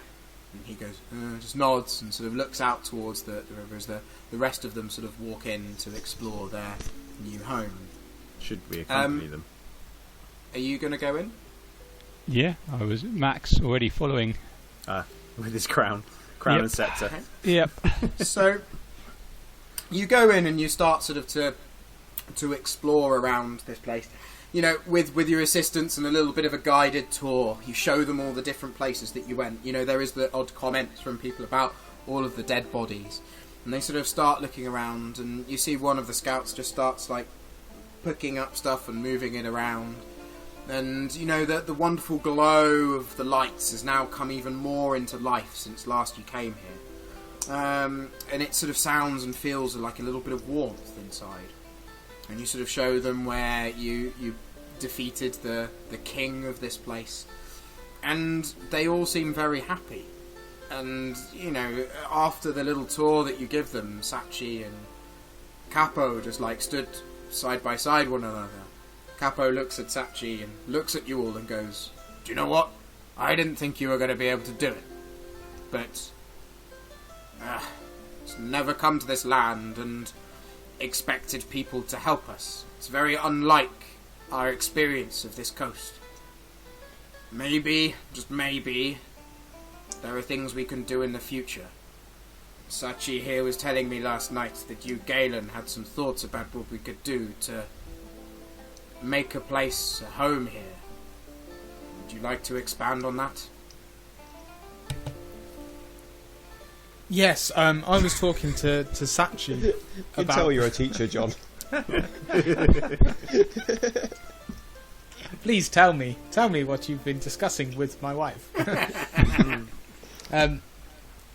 So yeah, I think Galen's going to just kind of explain the conversation he had with Sachi and kind of allude to the fact that not everyone is bad, and actually they can probably exist in kind of collaboration with the local townsfolk. Like, they need support just as much as the Iceborn need some support. Like, they can supply them with livestock if they can help them out with some protection.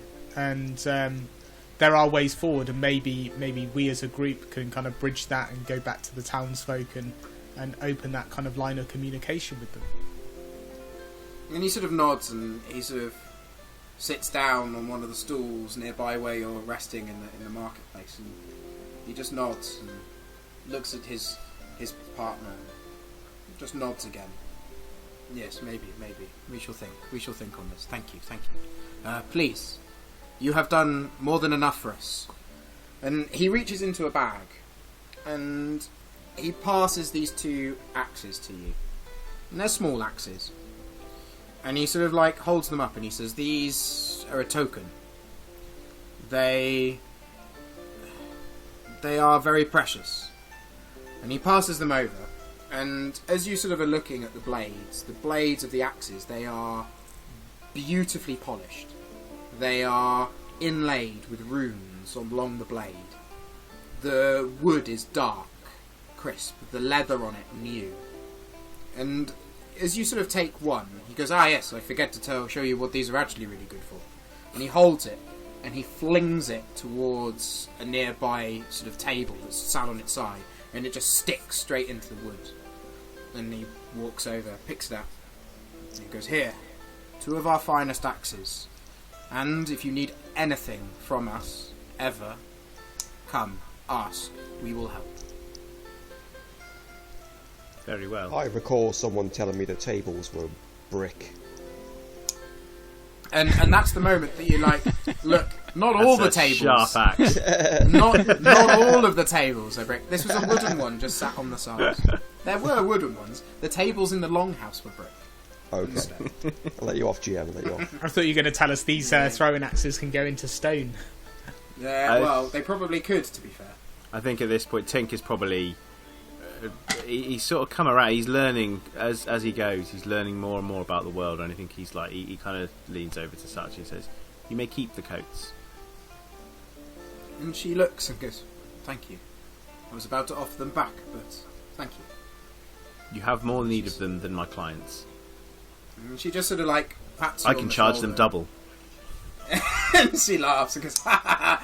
Your group and your humour," and sort of like just has a nice little chuckle and sort of goes back just to looking at this scene. And I give this whole Tink a little time, nudge. I was going to give Tink a little nudge and say, if you tailor the coats for these people, they're going to freeze to death this winter.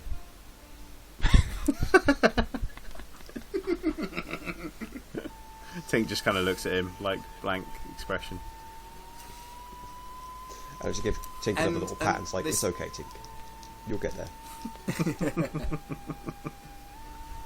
So they all seem very happy, and Elsa is quietly contemplating it all, but you do just hear her mutter the words safe. Finally.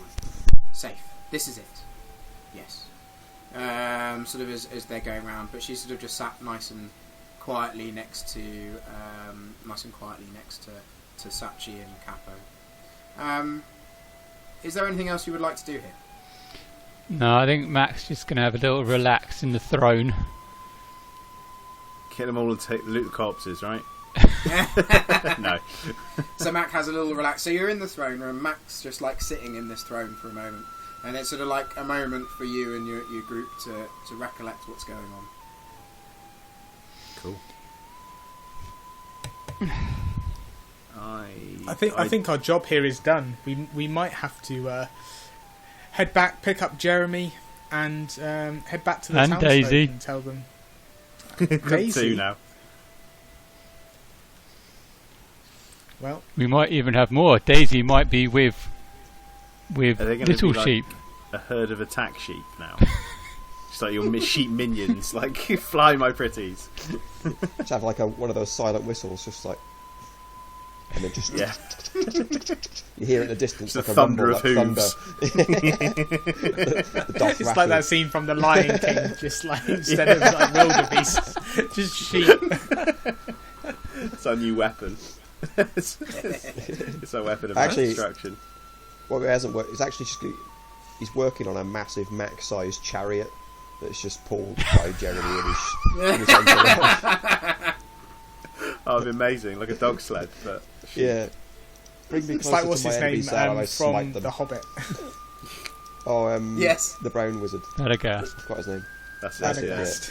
For some reason, I was thinking Hemingway in my head. I don't know why. Amazing. Yeah, Anyway, I think sorry. Tink is quite happy and satisfied at this point, so it's up to the others what they want to do. Yeah, I'm absolutely reluctant to go back into this place of fetid, unnatural death. But I will ask Sachi, what do you intend to do with the corpses? Best you don't ask. So sort of at this time, they're not with you there because you're in the throne room, sort of by yourself. Yeah. They're just moving around. What you do already notice is you notice that one of the scouts is sort of just at the far end of the longhouse where you're at, and he's just actually like picking up some of these bodies and moving them out towards the entrance. I'm going to ask him, would it be possible? Do their people bury their dead, or is it more of a pyre sort of thing? I think you don't really know what their things are. Are you asking him? Stuff Yes. them in a cannon and fire it into the sky, right? Good old sky burial. He said if you sort of, as you sort of notice him, he sort of moves one out. And as you're having your conversation, he comes back, picks up another one. Okay, I'm going to start giving him a hand. Okay, you start moving the bodies. And what they're doing is he's moving the bodies out to the front, and he's just sort of taking them out and putting them outside for a moment. And there's not as many as you think. Whilst there were bodies everywhere, like the ones that you killed in the fight have almost turned to dust, and actually a lot of it seems quite easy to clean. There was, maybe about 20 or 30 people left in this place. And sort of they're just there piling these various bits of remains up, and sort of you're there helping him out, and you do hear him say to the other guy, "Do you know what we're going to do with these?" And the other scouts looks over and goes, "Oh, probably burn them, maybe." Might Okay, I that's not recommend so stuffing them into a cannon and shooting them out into the sky? You silly cannons. I guess before we leave this place, I guess I'd like to one final thought. Maybe I'll pull a Columbo and go back to Sachi and just be like, just one last thing. So what I've never been able to wrap my head around is the fact how these people died. Can you tell us more about this now you're here and you've seen the situation for yourself? Like, can you or maybe your seer tell us more about how these people died? Because we've not been able to pin it together. Was it something that they drank? Was it the water? Was this something that your Iceborn raiders know anything about? So at the moment she sort of looks at you and goes, well, I surmise, like you said, they drank something and died. I do not know why people would do this. I mean, I've heard of people taking their life if they're not happy with things, but for people to do it on this scale, this is just unbelievable. And sort of she turns and just goes, Then she looks at Ulsa. Do you have thoughts? And without a moment she just goes, the book will tell you. The book. And she just goes back to doing what she was doing. Okay. So, and we obviously, the mute giant couldn't tell us anything about the book, right? Because he can't talk. He's mute. So, but we've still got the book, and they'll let us take that, right? So, they the giant was, when they gave it to you back at the camp, they were offering it back to you. Perhaps there is somebody in Marquis who could translate this book.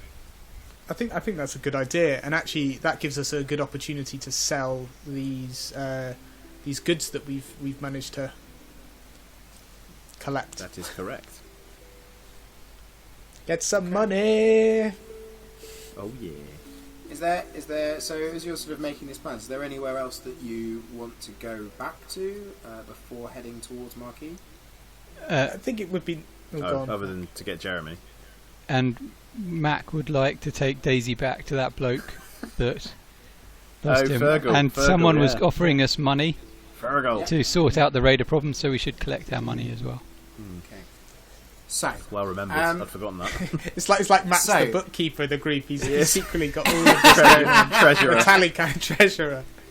So you sort of come up with your plan. It takes you another half a day to get back to the camp itself.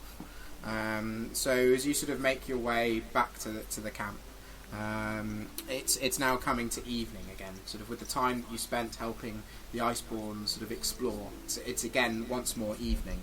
Are you wanting to set out in that evening, or do you want to wait to the following day?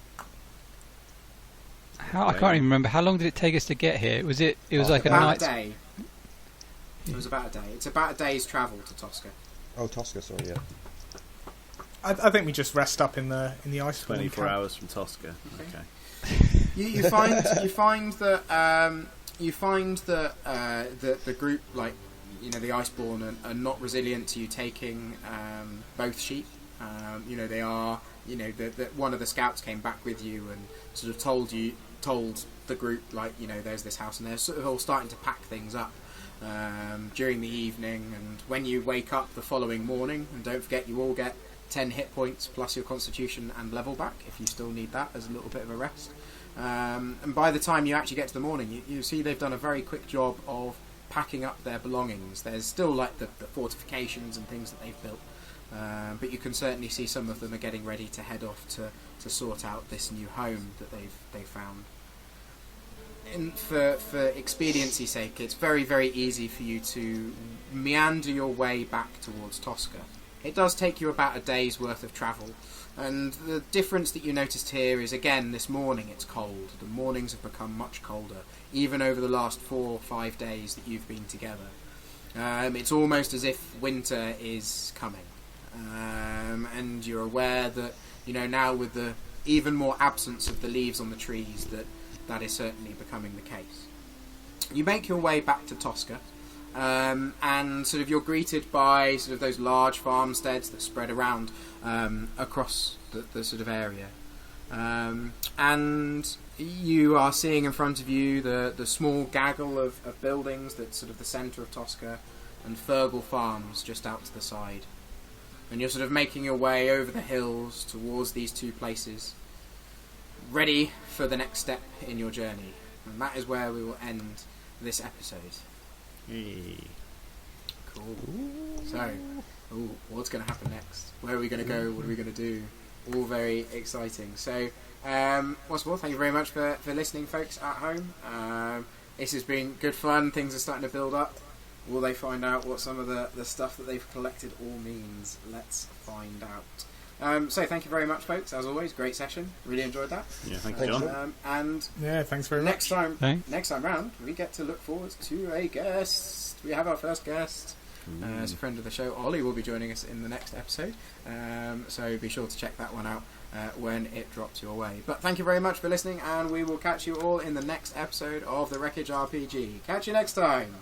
Bye. See ya. Bye. Bye.